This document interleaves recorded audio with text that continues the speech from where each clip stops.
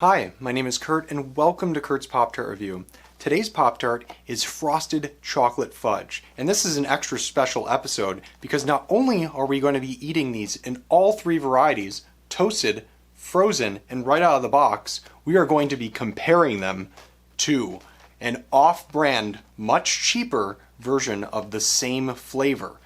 The last time I did a Pop-Tart review, which was the Fruit Loops, I was severely disappointed, which makes me wonder, is an off-brand flavor of Pop-Tart just as good, if not better, than the Primo kind? So I've hired two assistants to make this a truly random process. I'm going to give them one box each, and they are going to scurry off into the other room and deliver me a Pop-Tart each. They can switch it up or they can keep it the same. A, B, C, D, E, F, G, H, I, J, K, L, M, N, O, P, Q, R, S, T, U, V, W, X, Y, and Z.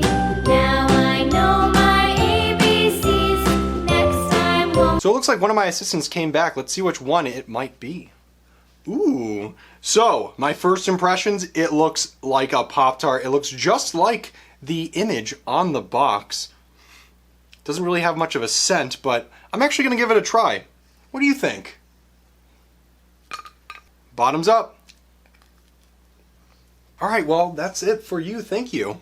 So the taste is actually not reminiscent of a Pop-Tart. All three levels of chocolate are fantastic and distinguishable from one another. Very unlike any other chocolate flavored Pop-Tart I've had. Remember, the chocolate fudge sundae Pop-Tart was my least favorite of all time, and it had very similar elements to this Pop-Tart. I'm curious to see if I'm right about this, but I still think it is a Pop-Tart based on the looks, and a rather impressive one right out of the box as well. Before it's revealed to me whether I'm right or not, of course we need to try the other Pop-Tart. So let's send our next assistant in with the other variant. So here he is with the other variety of, Pop-Tart, I guess? This looks exactly like the other variant, and it even feels different and feels more doughy and light and kind of artificial. This doesn't look like an edible product to me. I'm going to be very surprised if this tastes at all similar to the previous one. Bottoms up. So normally I take 2 bites, but that's enough for me. Here you go, assistant. Thank you. Oh man, I totally forgot to ask my assistant if I was correct before sending him off with the Pop-Tart. You're right! Oh, alright. Well, thank you. I guess I was right, and I'm not surprised that I was right. These Pop-Tarts, or whatever you want to call them, the off-brand Pop-Tarts, are not nearly as good. It was just dry and it had this sticky goo that didn't really have much flavor on the inside. I only took 1 bite because it was a very unpleasurable experience, so we're gonna go back to the main Pop-Tarts and put them in the freezer and throw them in the toaster as well to get this full fudge Pop-Tart experience complete. So with the off-brand Pop-Tarts in the dumpster and out of the way, we got our frozen variety. Yep, we're going to be trying frozen before toasted this time around. So as you may have noticed, I'm not jumping to conclusions in this review because I'm usually wrong, but the scent is rather nice. It smells chocolatey and it did taste good out of the box. Here we go. So freezing Pop-Tarts, usually it has a strong effect for better or for worse. For this one, it's much worse. The triple dynamic flavor of the chocolates in this Pop-Tart right out of the box is almost completely removed. The top icing and the pastry taste like nothing, and the filling, you still get a nice chocolate fudge filling, but honestly, why would you want to remove 2 of the other flavors of chocolate when you can just have all 3 with the convenience of eating it right out of the box? So for that, I am not a huge fan of eating these frozen. With that said, the frozen variety does have a unique texture to it, so it's worth giving a try if you've never eaten a frozen Pop-Tart before. And I think that's all there is to say about the frozen Pop-Tarts. So here we have the Super Toaster, and we got a Pop-Tart.